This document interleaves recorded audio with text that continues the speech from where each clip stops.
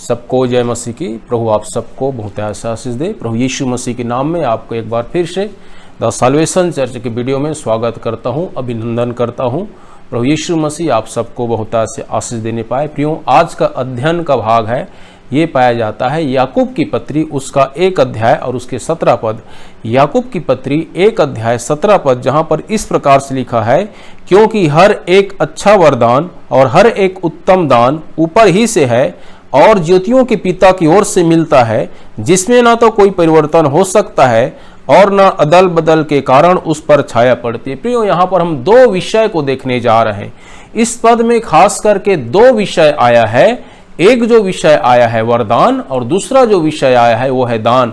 वरदान के लिए यहाँ पर अच्छा शब्द लिखा गया है और वरदान और दान के लिए यहाँ पर उत्तम शब्द लिखा गया है। संत याकूब के द्वारा यह पत्र लिखा गया है। यह याकूब प्रभु यीशु मसीह के छोटे भाई हैं और उसके द्वारा यह पत्र लिखा गया है, जो यीशु मसीह के मारे जाने, गाड़े जाने, जी उठने के बाद जिन्होंने उद्धार पाया और आगे चलकर यह कलीसिया का खंभा बन गया। याकूब इस समय एक कलीसिया का खंभा है और याकूब ने अपने पत्री में ये 2 विशेष बातों को यहाँ पर लिखता है, वरदान और दान। तो यहाँ पर वरदान के लिए अच्छा शब्द उन्होंने उपयोग किया और दान के लिए उत्तम शब्द उपयोग किया। प्रियो, 2 प्रकार की बातें। वरदान जो पहले होगा, वरदान इसलिए दिया जाता है ताकि हम परमेश्वर की सेवा कर सकें, और दान इसलिए दिया जाता है ताकि हम शैतान के साम्राज्य को तोड़ सके। यहाँ पर 2 विषय के ऊपर आज हम अध्ययन करने जा रहे हैं। वरदान के लिए यहाँ पर अच्छा शब्द आया है। अच्छा शब्द इसलिए आया है क्योंकि प्रियो, इस पृथ्वी में सबसे अच्छा कार्य करना है परमेश्वर का सेवा। जितने भी इस पृथ्वी में कार्य है वो सब में अच्छा कार्य है, वो है परमेश्वर का सेवा।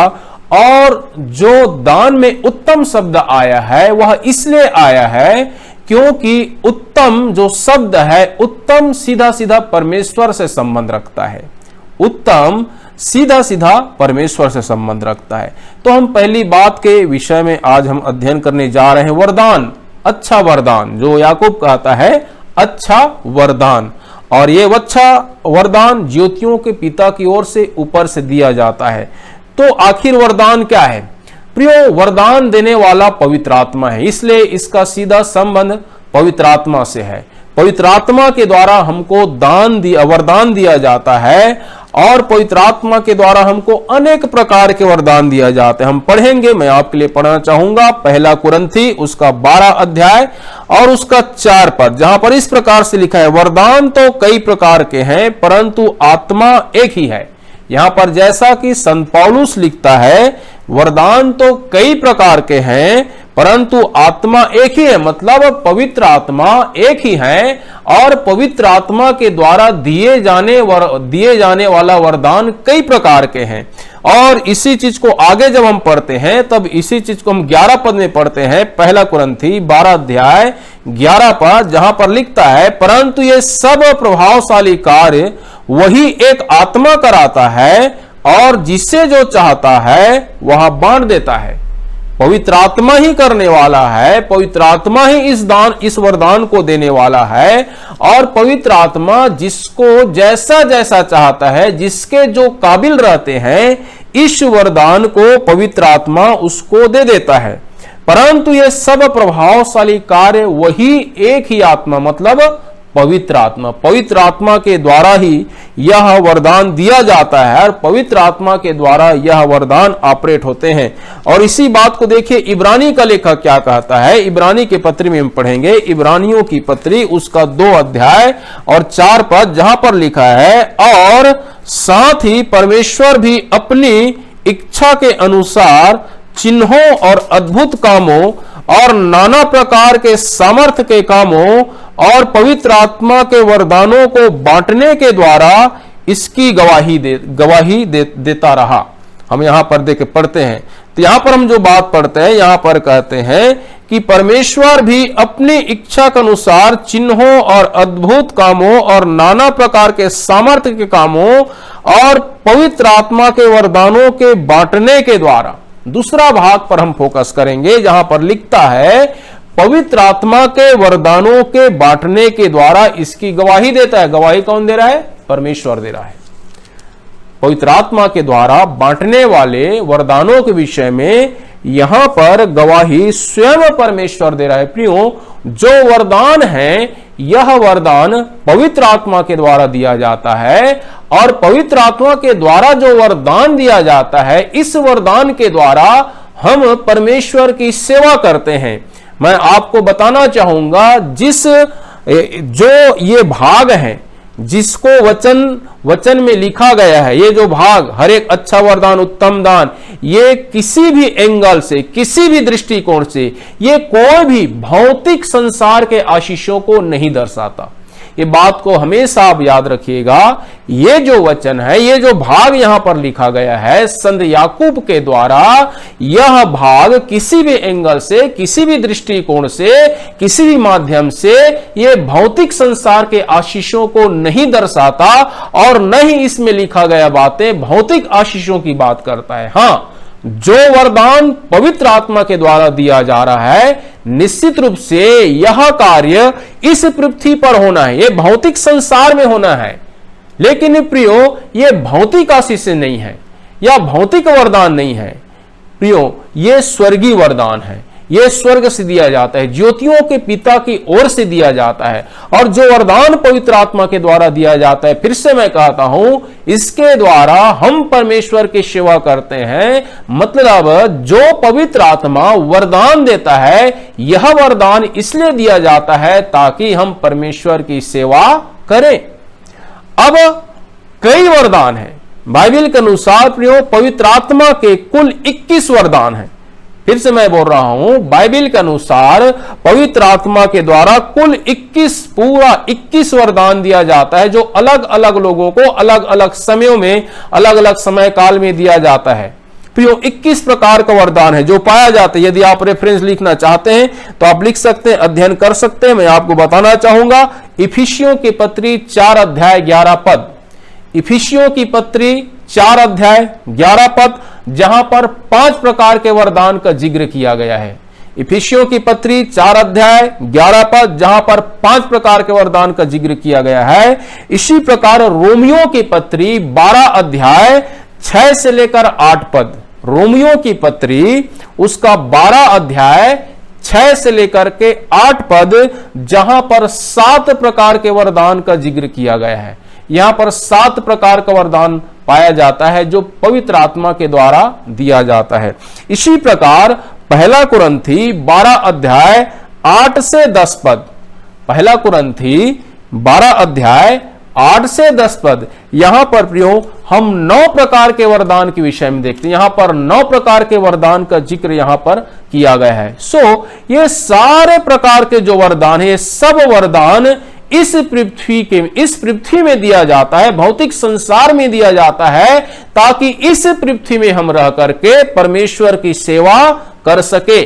इसी वरदान के विषय में संत पौलुस तीमुथियुस को जिक्र कर रहा है। इसी वरदान जो पवित्र आत्मा के द्वारा दिया गया वरदान है, और इस वरदान के द्वारा जो परमेश्वर की सेवा होती है, इसी वरदान के विषय में संत पौलुस तीमुथियुस को जिक्र कर रहा है। क्या जिक्र कर रहा है? जो हमको मिलता है पहला तीमुथियुस की पत्री। मैं एक बार जरूर से इसको आपके लिए पढ़ना चाहूंगा। पहला तीमुथियुस की पत्री,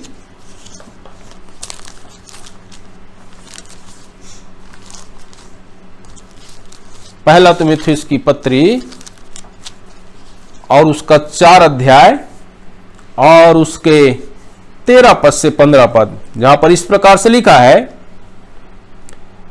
जब तक मैं ना आऊं तब तक पढ़ने और उपदेश देने और सिखाने में लौलीन रह। उस वरदान के प्रति जो तुझमें है और भविष्यवाणी के द्वारा प्राचीनों के हाथ रखते समय तुझे मिला था, निश्चिंत मत रहा। इन बातों को सोचते रहा और इन्हीं में अपना ध्यान लगाए रहा, ताकि तेरी उन्नति सब पर प्रकट हो। प्रियो, हम यहां पर देखते हैं संत पौलुस जिक्र कर रहा है तीमुथियुस को कि उस वरदान के प्रति तू निश्चिंत मत रहा, अपने वरदान के प्रति निश्चिंत मत रहा, जागरूक रहा। इस बात का जिक्र कर रहा है तब हम यहां पर पढ़ रहे हैं, जैसे कि 13 पद से लेकर 15 पद में जो जिक्र किया गया, जो लिखा गया वचन में, यहां पर जिक्र कर रहा है संत पौलुस तीमुथियुस को।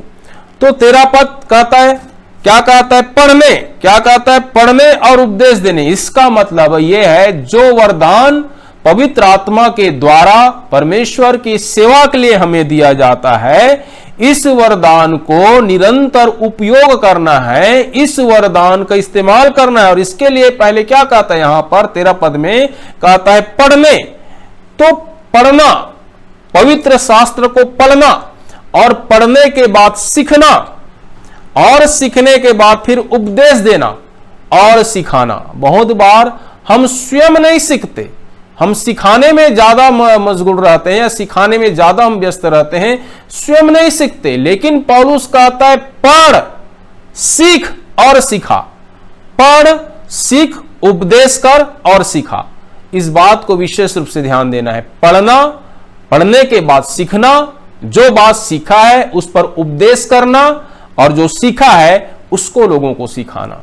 लेकिन आज वर्तमान में बहुत सारी सेवकाई ऐसा है जो सीखना नहीं चाहता, सिखाना चाहता है। यहां पर गड़बड़ी। सो ध्यान दें प्रियो, वचन को पढ़ना है, सीखना है, फिर उपदेश करना है, और जो बातें हमने सीखा उनको सिखाना है। फिर आगे जो बात कहता है 14 पद में, जो बात कहता है कि वरदान के प्रति जो तुझमें है भविष्यवाणी के द्वारा प्राचीनों के हाथ रखते समय तुझे मिला है, निश्चिंत मत रह। तो अपने वरदान के प्रति निश्चिंत नहीं रहना। कई बार लोग निश्चिंत हो जाते हैं। जैसे एक साधारण विश्वासी यीशु मसीह के पास आता है, चंगाई पाता है, छुटकारा पाता है, और उसके बाद वो निश्चिंत हो जाता है।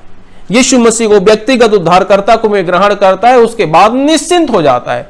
तो बहुत से ऐसे मसीह विश्वासी हैं जो अपने जीवन पे निश्चिंत हो जाता है। लेकिन यहां पर पौलुस कहता है जो वरदान तुझे मिला है भविष्यवाणी और प्राचीनों के हाथ रखने के द्वारा, उस वरदान के प्रति निश्चिंत मत रह।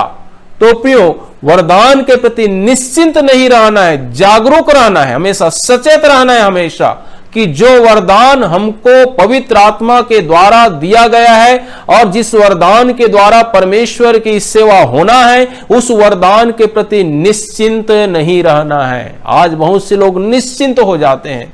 लॉकडाउन है, निश्चिंत है, निश्चिंत नहीं रहना है प्रियो। उसके प्रति जागरूक रहना है, उसको ध्यान करते रहना है, उसको मनन करते रहना है, निश्चिंत नहीं रहना है। और आगे जो बात लिखता है उस पर हम देखते हैं 15 पद में कि इन बातों को सोचते रहो। तो अपने वरदान के विषय में सोचना, अपने वरदान के विषय में सोचना, उस पर निरंतर ध्यान लगाए रहना।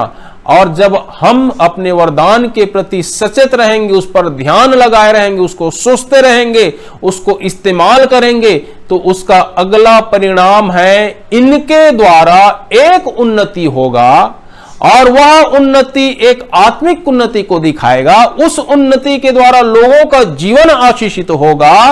और इसलिए कहता है, आगे जो लिखा है 15 पद में, इन बातों को सोचते रहा और इन्हीं पर अपना ध्यान लगाए रहा, ताकि तेरी उन्नति सब पर प्रकट हो। प्रियो, यदि एक व्यक्ति अपने वरदान के प्रति निश्चिंत नहीं है, उसके प्रति जागरूक है, सचेत है, उस पर सोचते रहता है, उसको पकड़े रहता है, उस पर ध्यान लगाए रहता है, उसको इस्तेमाल करता है, तो उसकी उन्नति निश्चित होगा और वह आत्मिक उन्नति करेगा। उस उन्नति के कारण लोगों के जीवन आशीषित होगा और यह उन्नति लोगों पर प्रकट होगा 100%। यदि एक व्यक्ति अपने वरदान के प्रति निश्चिंत नहीं है, जागरूक है, सचेत है, उसको इस्तेमाल कर रहे हैं, तो इसका परिणाम स्वरूप है उन्नति। और ऐसे उन्नति जो लोगों में प्रकट होगा, आपको प्रकट करने की जरूरत नहीं है, वो ऑटोमेटिक प्रकट होगा। हालेलुया। सो प्रियो, इसका परिणाम है कि उन्नति की ओर आगे बढ़ना, उन्नति प्रकट होगा। इसी बात को संत पौलुस और कहता है दूसरा तीमुथियुस की पत्री और उसका 1 अध्याय, दूसरा तीमुथियुस की पत्री उसका 1 अध्याय 6 पद, जहां पर क्या लिखता है, इसी कारण मैं तुझे सुधि दिलाता हूं, कि तू परमेश्वर के उस वरदान को जो मेरे हाथ रखने के द्वारा तुझे मिला है प्रज्वलित कर दे। हम यहां पर देखते हैं पौलुस तीमुथियुस को सुधि दिला रहा है। किस बात की सुधि दिला रहा है? जो वरदान मिला है उसके प्रति सुधि दिला रहा है। कह रहा है, क्या कह रहा है? जो वरदान मिला है उसको सुधि दिलाते हुए कहता है उस वरदान को चमका दे। क्या कर दे? चमका दे, उसे रखे नहीं रहना है। कई बार इंसान को वरदान जब मिल जाता है वो निश्चिंत हो जाता है। सेवा जब तक नहीं बढ़ाए बहुत दौड़ेगा, सेवा थोड़ा बढ़ा निश्चिंत हो गया, थोड़ा प्रभु सेटलमेंट कर दिया निश्चिंत हो गया, पाप से समझौता करना शुरू हो गया, थोड़ा और प्रभु बढ़ा दिया निश्चिंत हो गया, प्रभु के प्रति निश्चिंत हो गया, अब वो दुनिया के मान सम्मान के पीछे भागना चाह रहा है। तो प्रियो, ऐसे कई प्रकार की परिस्थितियां देखने में हमको मिलता है और इसलिए पौलुस कहता है कि जो वरदान तुझे मिला है मेरे हाथ रखने के द्वारा उसको चमका दे, उसको रखे नहीं रहना है, उसको इस्तेमाल करना है और उसे इतना इस्तेमाल करना है ताकि यह वरदान प्रज्वलित हो जाए, यह वरदान चमक जाए। तो प्रियो, जो बात संत याकूब अपने पत्री के 1 अध्याय उसके 17 पद में लिखता है कि एक अच्छा वरदान और उत्तम दान यह स्वर्गीय वस्तु है, ये कोई संसार के भौतिक आशीष नहीं है। और जो वरदान की बातें हमने थोड़ी देर समझ पाए, सीख पाए, यह वरदान प्रियो हमको इसलिए दिया गया ताकि इस वरदान के प्रति हम जागरूक रहें, सचेत रहें और परमेश्वर की सेवा करते रहें। तो पौलुस कहता है तीमुथियुस की कि जो वरदान तुझे मिला है मेरे हाथ रखने के द्वारा, एक्चुअल में पौलुस ने वरदान नहीं दिया, पौलुस के हाथ रखने के द्वारा पवित्र आत्मा ने वरदान दिया। और जो पवित्र आत्मा ने वरदान दिया, इस वरदान को इस्तेमाल कर, ये वरदान को चमका दे, इस वरदान को प्रज्वलित कर दे और प्रज्वलित कर ताकि यह वरदान लोगों के लिए आशीष छुटकारा का कारण होने पाए। प्रियो, ये बात पौलुस कह रहा है तीमुथियुस को। कब? पौलुस रोम के जेल में बंद है, पौलुस रोम के जेल में बंद है और पौलुस अपने आखिरी समय में इस वरदान के विषय में जिक्र कर रहा है तीमुथियुस को कि जो वरदान तुझे मिला है उसको तू चमका, इस्तेमाल कर, चमका, प्रज्वलित कर दे ताकि लोग उन्नति करते चले जाए। सो प्रभु इस वचन के द्वारा आप सबको बहुतायत से आशीष देने पाए। हम इसके अगले भाग में दान के विषय में देखेंगे और देखेंगे कि कैसे दान सीधा सीधा परमेश्वर से संबंध रखता है। तो इस अध्ययन का ये पहला भाग है। दूसरा भाग में हम दान के विषय में देखेंगे। सबको जय मसीह।